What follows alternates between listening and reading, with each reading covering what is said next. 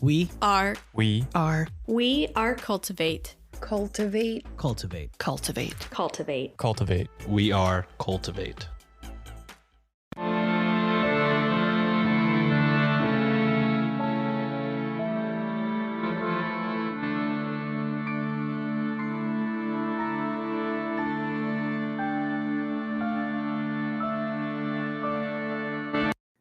Hello and welcome to Ye Olde Crime, where we discuss the funny, strange, and obscure crimes of yesteryear.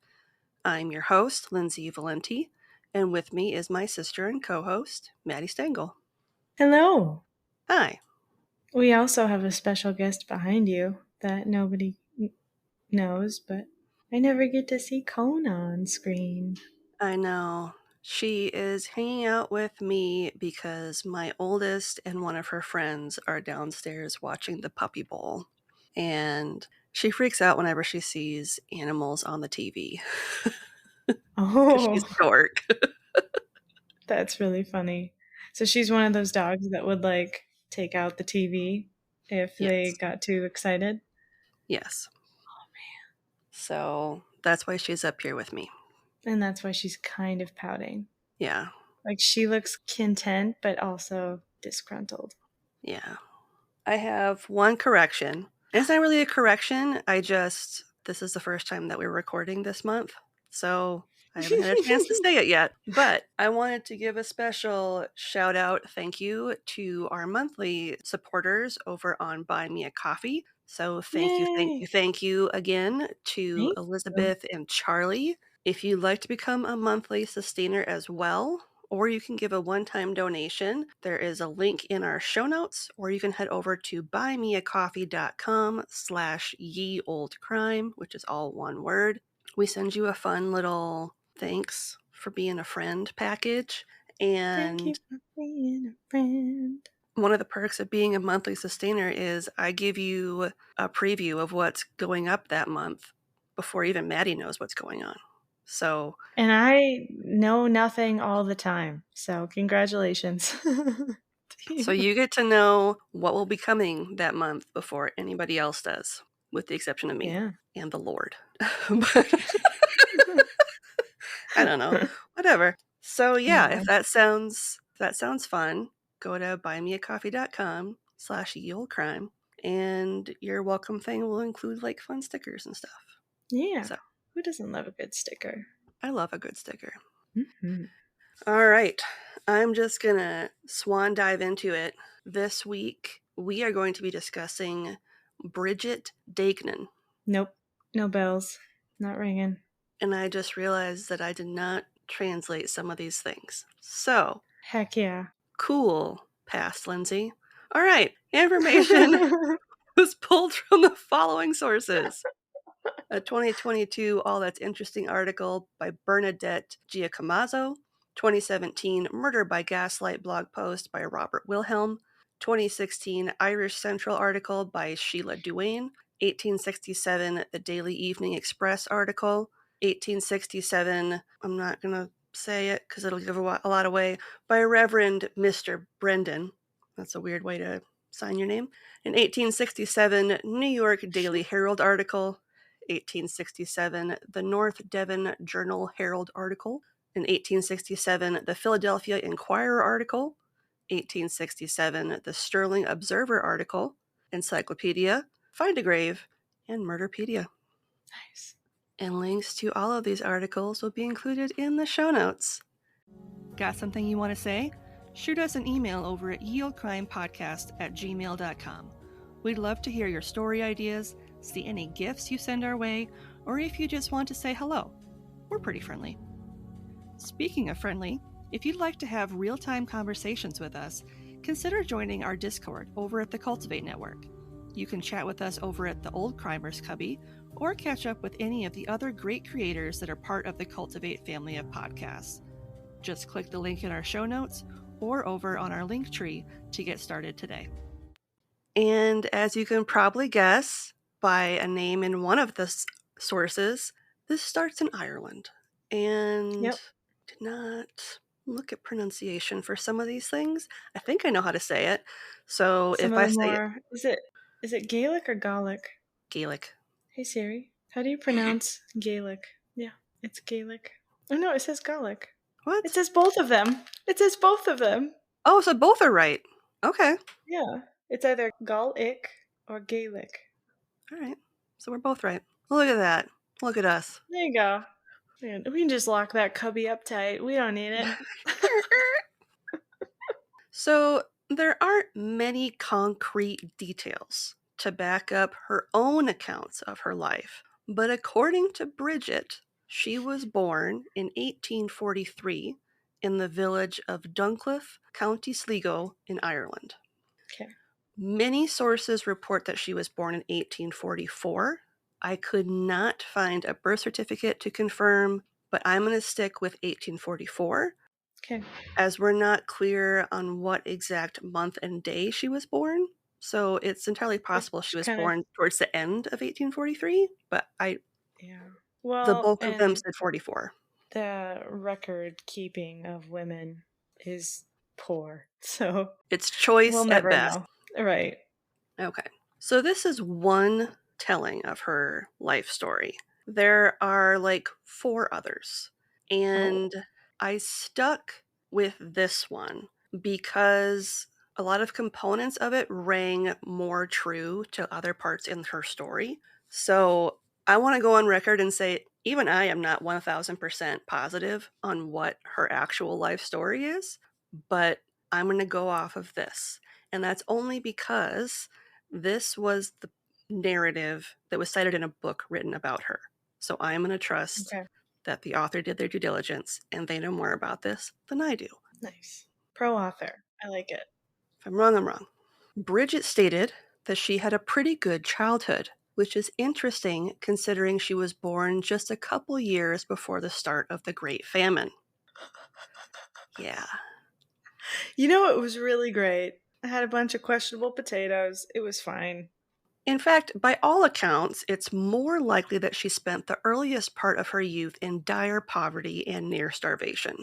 Probably. Yeah, like everybody else in Ireland at the time. Yeah. Except for like 4 people. At the age of 10, she joined her father at Killala Bay. Yeah, we're going to go with it. Helping him unload barges. There, they lived as grifters, eating cabbage, and sleeping where they could find shelter, which was typically in barns or warehouses. You would be so small if all you were eating is cabbage, because isn't that like 60-70% water? Like, yeah, it's mostly water. I don't think you would get a whole lot of nutritional value out of it, but... No. You definitely get fiber and maybe some electrolytes, but that's probably it. And if you can't really drink anything, at least you're getting it through the food. Yeah. So, yeah. And it's better than nothing. Better than nothing. When her father's lungs started to fail him, the whole family, which consisted of Bridget's parents, a sister, and 2 brothers, although in another telling she said she has 2 sisters and 2 brothers. Again, it's crazy. They traveled to County Leitrim, where they were admitted to the workhouse at Carrick-on-Shannon. It was there that she watched her family slowly die one by one. Awesome. In 1865, when Bridget would have been 21, her mother, sister, and 2 of her brothers died from tuberculosis. That would check out, especially in a workhouse. Those conditions would not be sanitary in the slightest. No. Each was buried in unmarked graves behind the workhouse infirmary. After losing everyone but her father, Patrick, the pair decided to leave Carrick-on-Shannon to head back to Sligo. Patrick wanted to go back home before he died, he said. So her father was like, if I'm going to die, I want to do it back home. That's crazy. It's crazy that they started with him being the one with the poorest health. Yep. And then he was one of the last survivors. That had to be haunting for him. Yeah. The pair left Carrick-on-Shannon on foot in late March of 1866. The Union Poor Law Workhouse in Sligo, which hadn't had any room back in 1865 for Patrick and his family, now had vacancy in the men's section, but the women's accommodations were over max capacity with widows and children. At this time, there were organizations that would help destitute individuals emigrate. So Patrick asked to have some of the quote-unquote poor rate funds used to send Bridget to Liverpool and from there onto a ship bound for America. Oh, so it was fully funding to America, not just to England. Mm-hmm. Wow. Yeah. That's significant. That would have been a lot of money Yeah. for poorhouse. Well, it was like there were a lot of churches that did it and not just workhouses, but I think there were a bunch of like weird discretionary funds that people used as they were trying to flee the country during the famine. That makes sense. Bridget didn't want to leave her father, but he was insistent, promising better things to come once she arrived in America. So Bridget did as she was told. She traveled to Liverpool before boarding a ship heading to New York City. She was described as a stout Irish woman with plain features and drooping eyelids. This came from the newspapers, so Rude. The New York Herald described her as, quote, a half-idiot or a half-witted creature in the full sense of the word, end quote. Damn. Yeah, she probably didn't have an education this entire time.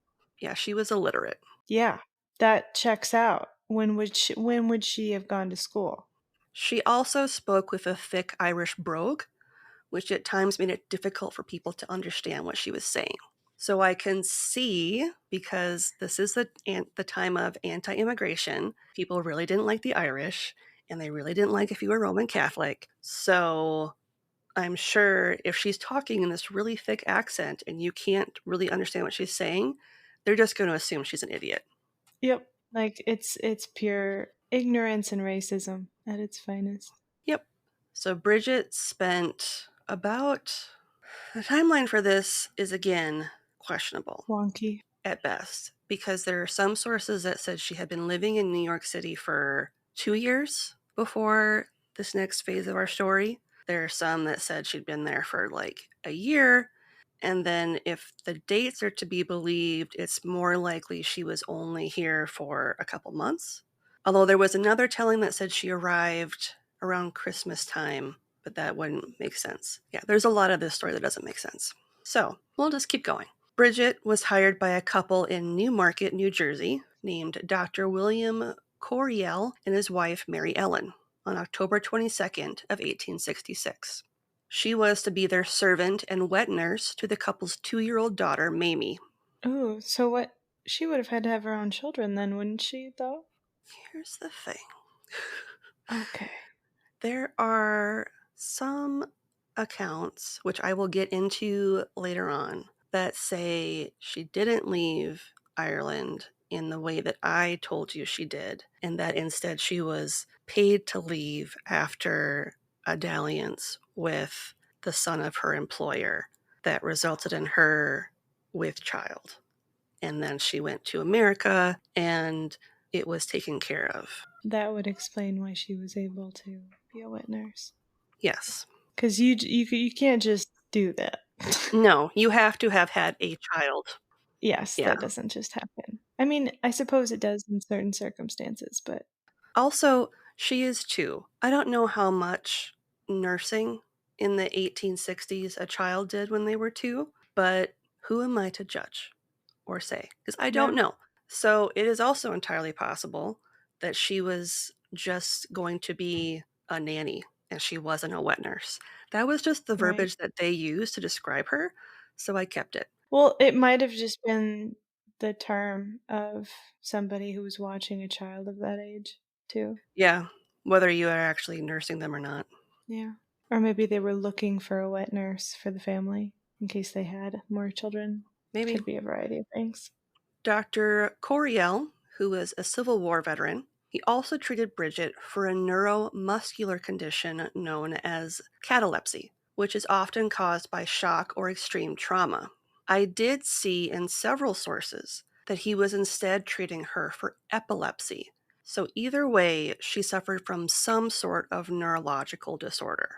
That would make sense. I mean, if you think of how she ate when she developed and what she did, I mean, she could have easily gotten hurt as a kid, damaged some part of her brain, gotten epilepsy that way, gotten it from being sick at some point, malnutrition at any point. Mm-hmm. Because record keeping is so great, we have all of the answers. So People just died. And they were like, yep, they died. We never really looked into it unless they were murdered. bear in mind, she's got some sort of neurological disorder. In another telling of her story, she had been getting treatment from Dr. Coriel before she started working for him and his family. Mm. So that's another story, but I mean, it could be. That's something where, you're getting treated, you're talking about stuff. She needs a job, he needs a wet nurse. There you go. so despite the fact that Bridget adored Mamie and took exceptional care of her, Bridget and Mary Ellen did not get along at all. It's a tale as old as time. Yep. The pair constantly butted heads, and it only got worse when Bridget began to develop feelings for the doctor, taking his Yeah, care of her and her condition as signs of a more romantic nature. right. Because how many men would have been that kind and understanding and nurturing in Mm-hmm. her life? If any, up to that point. Yep. And she might have fallen for any doctor treating her at This is that point. true. Or even just anybody being kind to her, really. I mean, Yeah. honestly. Finally, after a turbulent 4 months of service, Bridget was let go, with her last official day being February 25th, 1867. Originally, they wanted her out of the house on the 22nd, but she had not been feeling well. She must have had a Mm. recent spell, and they felt bad about turning her out if she's obviously like not feeling great. So they were like, "Hey, you can stay for a few more days, but then you are going to have to leave." Like that's just Right. You're how this is done. going to go.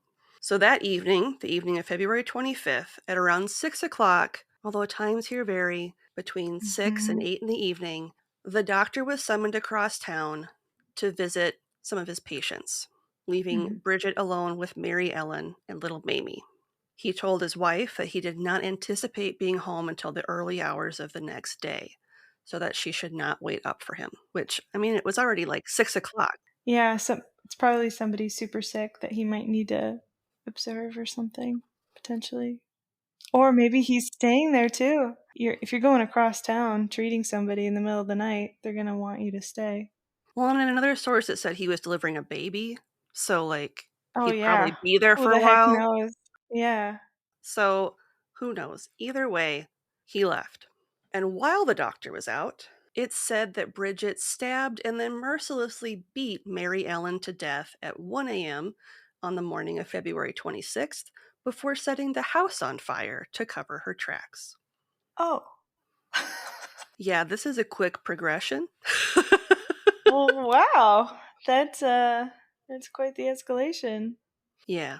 Especially since they felt safe enough to where that was not a threat. Otherwise, she would have been out on her ass a long time ago. Mm-hmm. Yep. Fuck. Following this, she grabbed young Mamie and ran to the home of Israel Coriel, who was the doctor's cousin, for help. And she was screaming that robbers had broken into the home of his cousin and that she feared Mary Ellen was being murdered. Right. So Israel instructed Bridget to go to the home of his neighbor, the Reverend Little, to wake him while he ran to the main street to ring a large bell that acted as a signal of general alarm. So kind of like, The town the the town town crier crier kind of type thing. of bell thing, yeah. Yeah. Israel, the Reverend, and two other men followed Bridget as she led them back to the home of her employer. And just so you know, Mamie was fine. She was left in the care of the Reverend's wife. Oh, I'm sure. Yeah. They would not have let a baby go back into that situation. No. I was like, where is the baby? And then in like one thing it said, Reverend Little's wife gladly took care of Mamie while they were gone. And I was like, great. That answers that question. Yeah. Super. When the group arrived, the house was filled with smoke that seemed to originate in one of the bedrooms. After putting out the flames, the group brought in a light and found a gruesome scene. There were signs of a struggle, torn clothes, pillows ripped open with their feathers strewn about the room, and a broken chair. Everything was Just covered in blood. Oh, fuck. In the middle of the floor lay the body of Mary Ellen, who had been brutally attacked and murdered. According to the August 31st, 1867 edition of the Philadelphia Inquirer, quote, "The condition of the body showed that a desperate and protracted struggle had taken place. There were 3 deep gashes on the right hand, all cutting through to the bone, and 6 large gashes on the head. Altogether, there were on the corpse 26 distinct gashes, excluding those on the hand, while the cuts and scratches that simply went through the skin were almost innumerable. In the right groin, there was a wound an inch in length, and another on the left. There was another wound 3 inches in length on the right leg, and other shallow cuts about the legs and back. The right leg and both arms were black and blue. The face was badly bruised and much swollen, and from one of the shoulders a large piece of flesh had been gouged entirely out. Oh, God. The right ear was nearly cut through, and on the face were the imprints of 4 upper teeth. On the throat there were at least a dozen different cuts, one of them having severed the jugular vein, and thereby relieved the mutilated woman from her sufferings. The corpse was covered with blood, especially about the neck, shoulders, and chest, and a large quantity of it had issued from the mouth and nostrils, as well as from the gaping wounds. The hair was also matted with blood and feathers, and a portion of it had been torn from the scalp." Jesus. Yeah, this is a super violent death. And then the quote ends, "Was ever a fouler, more horrible crime than this, committed by a fiend in human shape?" End quote. That's an angry, desperate person. When originally questioned, Bridget claimed that Mary Ellen was the unfortunate victim of a home invasion and burglary turned deadly. Earlier in the evening, around 8:30, she stated that 2 men had come calling looking for the doctor.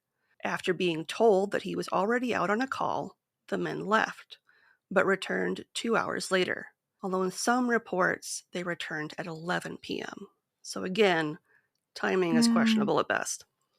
Right.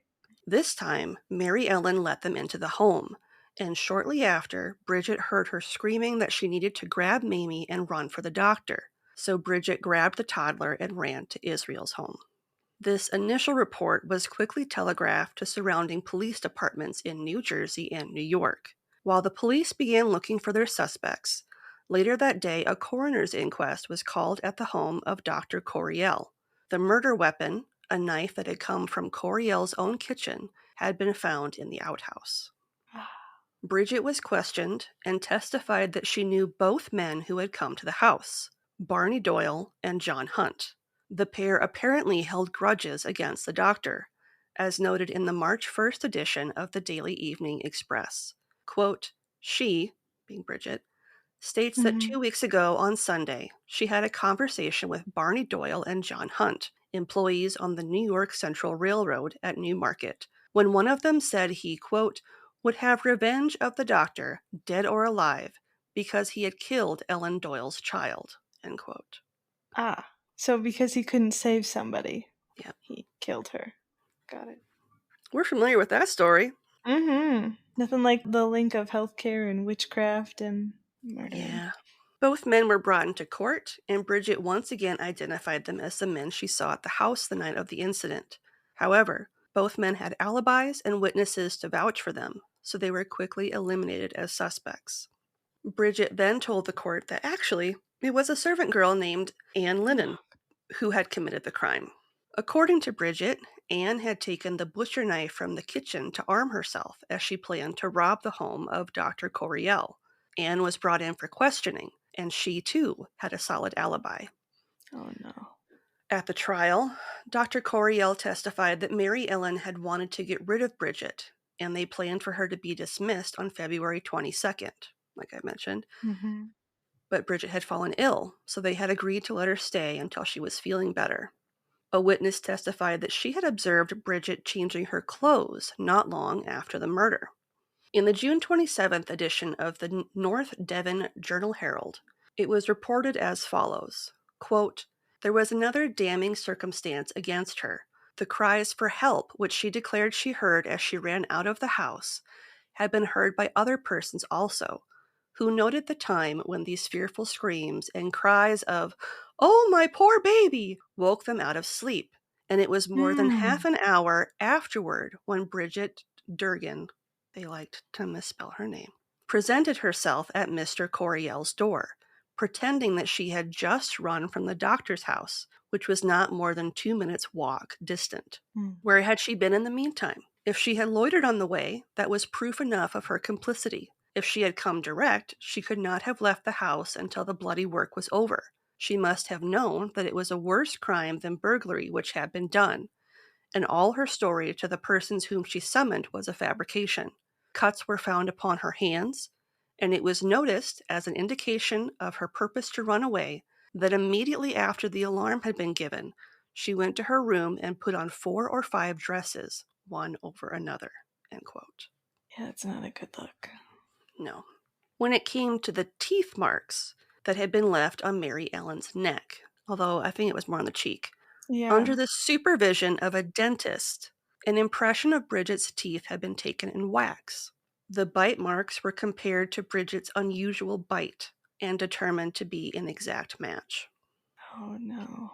Unfortunately for Bridget, there were a couple holes in her story, like the suspicious spot of blood on her dress, which was suspected to actually belong to Mary Ellen, as in the dress was Mary Ellen's, and the fact that she reeked of kerosene on the night in question.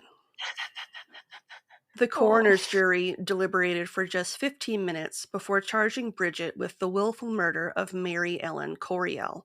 She was then taken to Middlesex County Jail in New Brunswick to await trial. In the press, Bridget was painted as a sort of monster. The following was written about Mrs. Coriel in an article about the murder. Quote, "The unfortunate victim, Mrs. Mary Ellen Coriel, was aged about 25, a woman of uncommon beauty and suavity of manners. She was regarded by the citizens of Newmarket as a person whose gentle nature and goodness of heart were sufficient of themselves to make her loved and respected by all who knew her, and it thus may be naturally supposed that the excitement and horror occasioned by the frightful manner in which the murder was committed were not lessened by the fact that the victim was a general favorite in the neighborhood." End quote. Yeah. Just as an aside, I couldn't verify Mrs. Coriel's actual age. It varied from 25 to 31 everywhere I checked, and there was Dang. no date of birth on her Find a Grave listing. Mm-hmm. And actually, according to Ancestry.com, she was born in 1834, which would have made her 33 at the time of her death. So, Well, dang. who knows?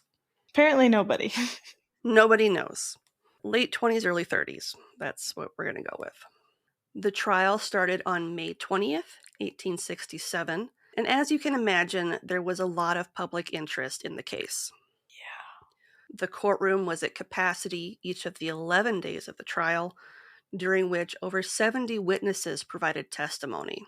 Dang. However, none of the witnesses shared any sort of details that hadn't already been shared during the coroner's inquest. Bridget continued to hold to her story that the 2 men had committed the murder, and her attorneys, Mr. Adrian and Mr. Leop, stated that nothing in the various testimonies that had been heard could contradict her statement. They also claimed that it would have been impossible for Bridget to commit the murder without being absolutely drenched in Mary Ellen's blood. There would have been no way for her to wash away all of the blood and gore and change clothes before running to Israel's home to request help. Because nowhere did it say, like, that she was wet, like that her hair was wet or anything. Like, Right. if you inflicted the damage that we heard she inflicted, you would be covered in blood. Right. Coated. Especially if she cut the jugular. Yeah. Because that would have shot right out. Yeah. Like, so she would have had, it would have been like in her finger, it would have been everywhere. So if she didn't have it on her, you know what I mean? Like, yeah, that is strange. The prosecution did their best to present a compelling case against Bridget, even though all of the evidence was circumstantial at best. Yeah. On May 31st, 1867, it took the jury only 20 minutes of deliberation before they came back with a guilty verdict of first-degree murder. Bridget Deignan was sentenced to death by hanging by Judge Vredenberg, with her date of execution set for August 30th, 1867. Yeah. During the months that followed prior to her execution date, Bridget gave 3 separate confessions, with some of the details being contradictory. Many people believed that there was no way she could have acted on her own, and that she was keeping silent to protect the second party that had helped her. A woman named Mary Gilroy was a person of interest, and she had testified during Bridget's trial. Mary was a known pickpocket, and she had befriended Bridget when she had been residing in New York City. Mary was questioned after Bridget's trial and held as a possible accomplice. On June 17th, Bridget was brought to the courthouse in New Brunswick at 10 a.m. with her attorneys to request an appeal and a new trial. Despite the efforts of her counsel, the motion for a new trial was denied. Bridget gave her 4th and final confession the day before her scheduled execution. In it, she shared that she acted alone, removing Mary as a person of interest, and that the motive wasn't robbery, but in fact that she wanted to get rid of Mary Ellen so that she could take her place. Which was probably a little true. Yeah. It was probably something she always wanted. When she heard that the doctor was being called away that evening, she grabbed the butcher knife and put it in a convenient place so she could use it later to kill Mary Ellen. In the confession that was published in the Sterling Observer, she stated the murder as follows, and this is pretty long, but I wanted to share it. Quote, "My mind had been previously made up that I would put her out of the way some time when the doctor was absent. I waited until she got soundly to sleep, and when all was still outside and not a sound inside, I thought it a fitting opportunity, and I took up the little chair of the child's, which was in the room, and creeping stealthily up to her, I struck her with it on the head twice.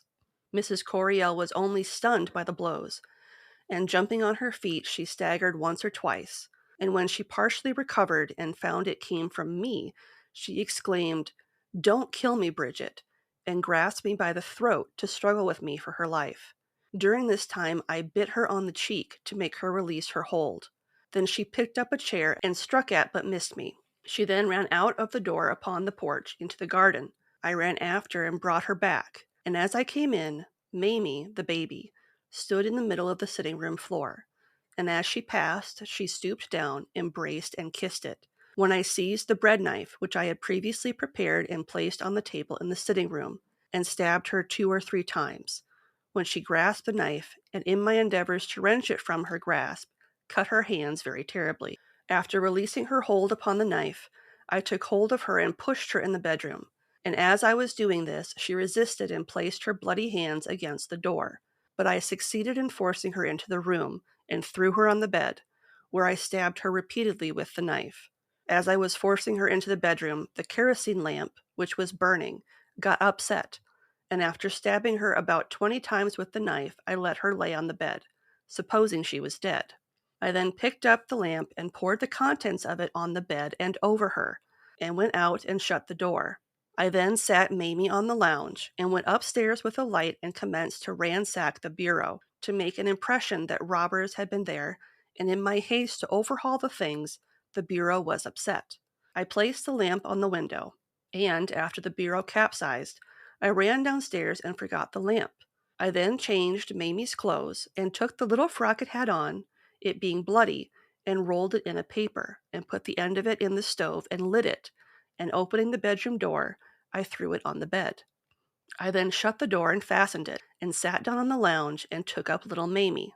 I then heard a noise at the bedroom window, and ran out on the porch and saw Mrs. Coriel standing at the window with both hands clasping the windowsill. I pushed her, and she fell dead upon the floor. I returned to the sitting room and again took up little Mamie and left the house." End quote. So if that were true then, right, and she stabbed her a bunch of times, it could be where Mary Ellen was the one that did the last slitting of her throat because she was already in a room that was on fire with no way out. Yeah. I mean, that could be the explanation for the final thing of blood and why she didn't have any on her. Because if she was still alive, Yeah. potentially. Well, and if Bridget had several dresses on, maybe she had so many on to cover up the one that had blood on it. Yeah. You know what I mean? Yeah. I don't know. Crazy that they didn't check her too, to see if she was okay, what wounds she had. It said she had wounds on her hands. but that was it. Mm. The following day, on August 30th, 1867, interest in the execution was at such a fever pitch that the 3rd Regiment of the New Jersey Rifle Corps had to be mobilized and surround the courthouse in New Brunswick to keep the peace. Dang. New Jersey state law required that executions be private, prohibiting the admittance of anyone that was not legally required to be there, such as the sheriff, his deputies, and other officials. Mhm. So, to get around this, J. Manning Clarkson, the sheriff of Middlesex County, sold tickets to 500 individuals and then had them deputized so they could stay and watch the execution. That's really fucked up. Mm-hmm. Bridget was led to the scaffold by 2 Catholic priests, Father Rogers and Father Dugan, and after performing the last rites, at 10:15 a.m., she was hanged from the gallows. After hanging for just under 4 minutes, Dr. Edward Young confirmed that her heart had ceased beating and that her neck hadn't been broken, but that she had instead died of strangulation. She was 22 years old. Jeez. And potentially the only remaining relative. Mm-hmm. Wow. What a horrific end to an entire family. Yep. So, I have a little bit more. Obviously, we are firmly in the age of yellow journalism. That's why so much of this information is conflicting. Right. You should give a little descriptor of yellow journalism for those that don't know what that term means. Because I feel like we are in the age of real news, fake news. Yeah. Yellow journalism was something different. So, yellow journalism is essentially journalism that is based upon sensationalism and crude exaggeration.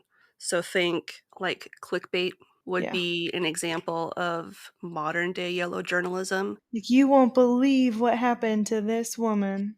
It was made as sensational as possible to sell papers. And so like people could shout those headlines too in Yep. shock and awe and get people to get them. Yep.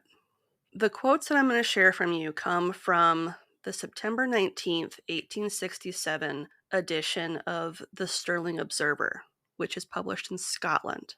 And I found their interpretation of the case extremely interesting. So I'm just going to share a couple paragraphs.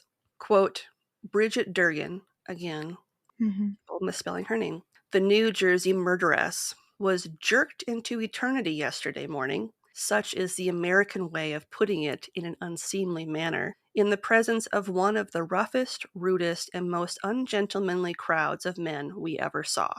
At 10:10, the procession appeared in the jail yard, when ensued a scene such as we hope never again to witness. The crowd surged to and fro, every man pushed for position. Oaths and profane ejaculations of the most outrageous nature mingled with cries and calls, such as one may hear at a circus. End quote. Yeah, I mean, hangings have been entertainment since their inception. Mm-hmm. People have always had a really intense fascination of death in all aspects. Bridget was later buried in the St. Peter's Roman Catholic Cemetery in Jersey City after being moved there from her original resting place at the Old Catholic Cemetery in New Brunswick. Over 100 years later, author Sheila Duane had many questions about the legitimacy of Bridget's court ruling. Yeah. To her, the case had all the hallmarks of an anti-Irish and anti-Roman Catholic smear campaign. Part of her evidence had to do with the fact that papers of the time constantly misspelled her name. She was listed as Durgan or different variations of that. At this moment in time, anti-immigration sentiments were growing, especially when it came to Catholics.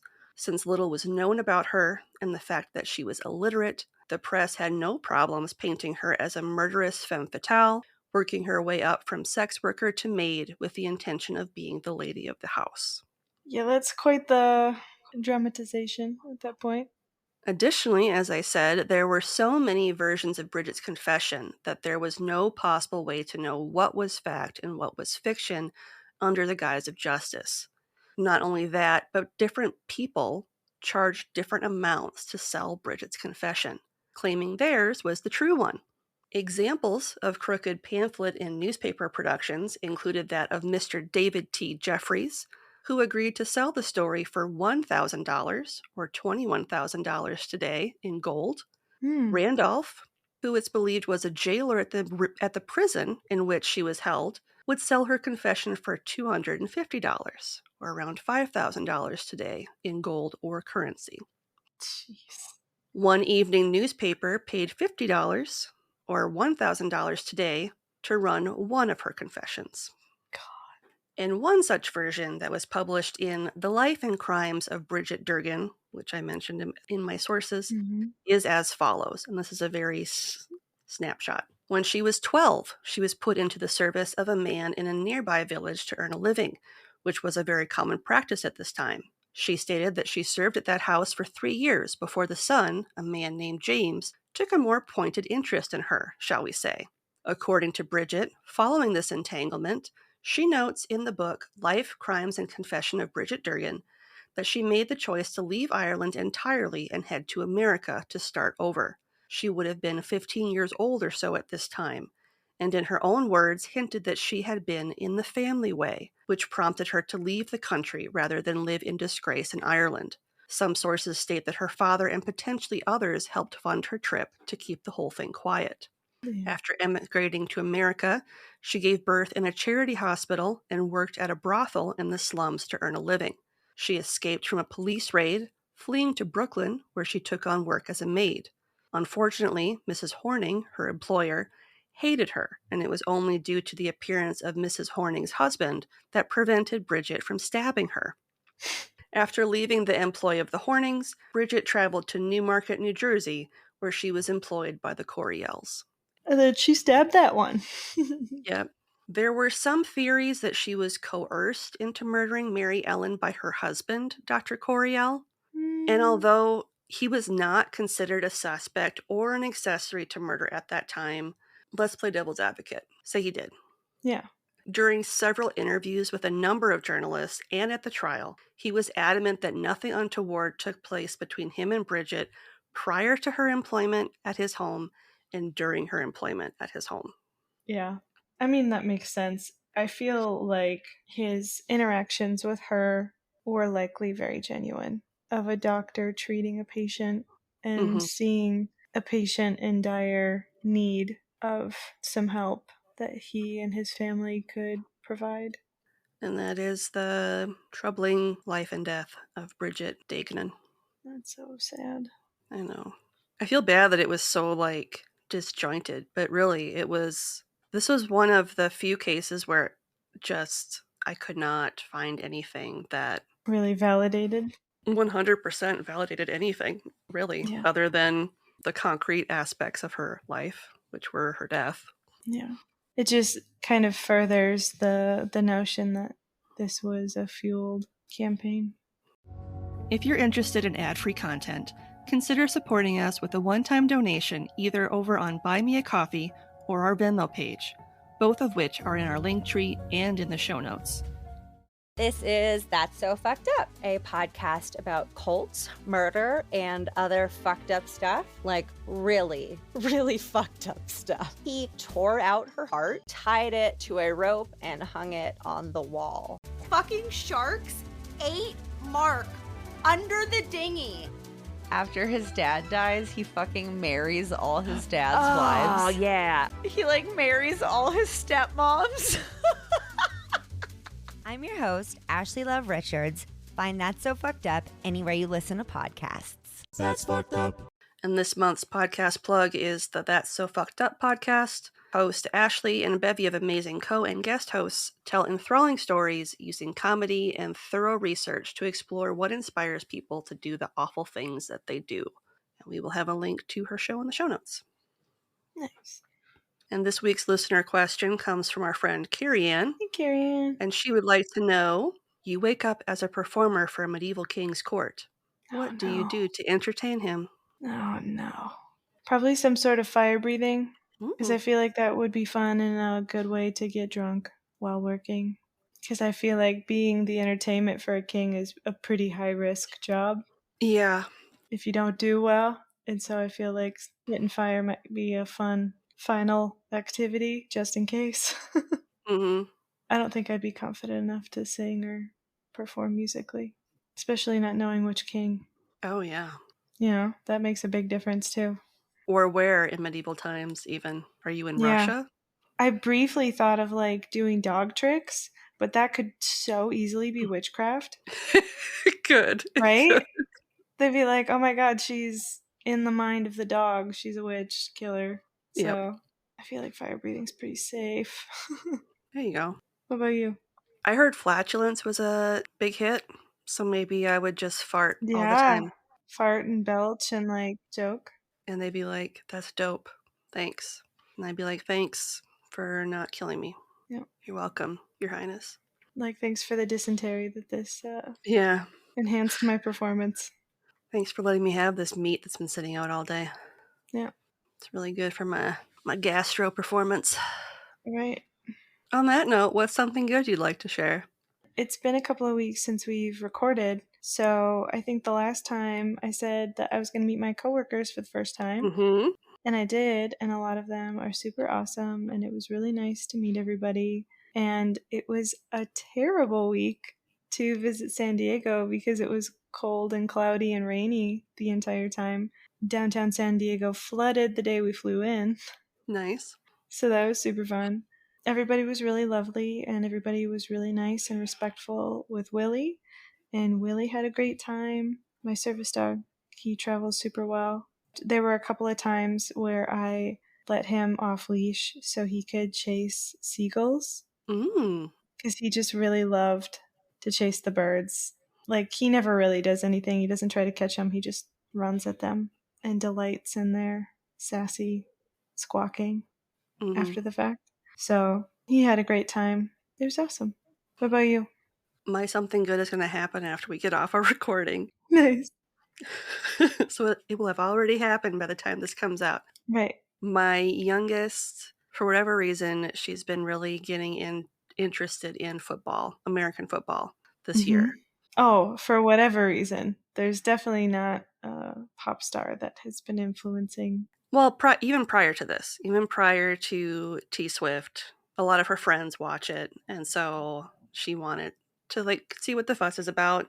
So Yeah. we are having a mini Super Bowl party tonight. Cute. So do you have like little foods, like little weenies and nachos and stuff? So we're gonna make pizza, and then we bought a bunch of like snacks, like charcuterie board type stuff, and Yeah. things like that. So yeah, Nice. Fun. That'll be awesome. yeah. So we'll see how she feels about it. Yeah, she's going to be staying up late, so she'll be tired tomorrow. She might just get to a point where she's like, meh, I'm done. And I'll be like, fair. Yeah. We'll find out in the morning who won. Yeah. All right. Ready? Ready. Looking for more content? You can find us online at yieldcrimepodcast.com. If you'd like to see pictures from this week's episode, not to mention bonus content and funny memes, make sure to follow us on Twitter at yieldcrimepod and on Facebook and Instagram at yieldcrimepodcast. On TikTok? Of course you are. Follow us at yieldcrimepodcast. A great way to support the show if you want to help out, but you can't do so financially, is to leave us a 5-star rating and review on Apple Podcasts, Podchaser, Good Pods, Podcast Addict, or Audible. If you want a playlist of all our episodes on YouTube, click the link in our show notes or in our link tree and subscribe today for not only a list of our full catalog, but a separate list as well, just of our Can You Crack the Cramp Word segments. Our store will have a sale February 22nd to the 25th if you would like to enjoy 35% off our merchandise. And on that note, as always, I'm Lindsay. And I'm Madison. And we'll see you next time with another tale as old as crime.